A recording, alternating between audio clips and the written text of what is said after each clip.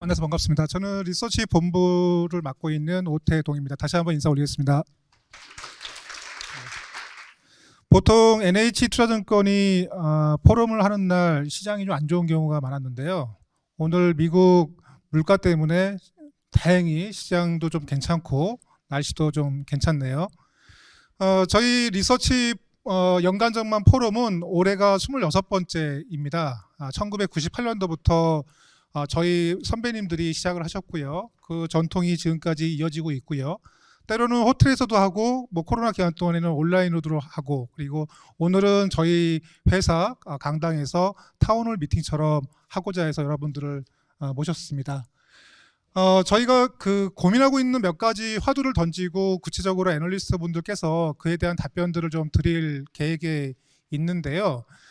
올해 전 세계 국가들이 기준금리를 올려가면서 이 금리 인상의 충격이 오지 않을까 그런 걱정들을 사실은 되게 많이 하시거든요. 이 화면은요, 그 책자에는 없습니다. 제가 간략하게만 말씀드리고 물러나겠습니다.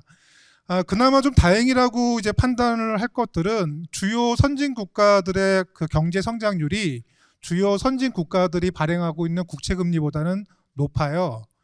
10년 전에 유럽에서 재정위기가 불거졌을 때 피그스 국가들이죠. 그리스라든가 이탈리아라든가 포르투갈 이런 나라들이 재정위기를 겪었을 때 그때 화두가 그 나라의 국채금리가 성장률보다 더 높으면서 재정에 대한 위기감이 컸었던 때였거든요. 근데 지금은 그렇지는 않은 상황이고 미국의 10년물 국채금리가 한때 5%까지 도달을 했었는데 경제 성장률 대비 여전히 낮은 수준이었다라고 볼 수가 있기 때문에 이게 위기로 확산되지는 않고 있다라고 볼 수가 있는 거죠.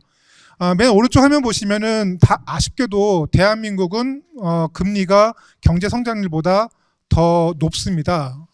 한국은 재정 상태가 좀 양호하기 때문에 괜찮지만요. 이런 상황이 올해 누적되면은 좋지가 않은 거죠.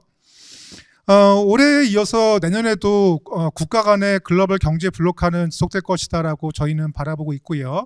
미국과 중국이 계속적으로 대립각을 세우고 있고 그 과정에서 러시아하고 유럽도 사이가 좋지 않고 있고요.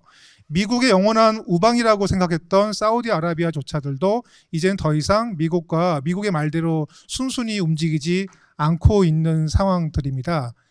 그러다 보니 어떤 현상이 발생하냐면요. 이제 중국의 대미국 수출이 지난해 이후에 이제 정점을 이미 통과하는 모습들, 절대 수출 금액이 감소하는 모습들이 나타나고 있고, 미국 국채 금리의 급등의 원인 중에 하나가 바로 사우디아라비아하고 중국이 미국 채권을 더 이상 사주지 않고 있는 모습들이거든요. 그리고 그 틈을 이용을 해서 일본은 국방비 지출을 또 늘려나가고 있는 상황들이다.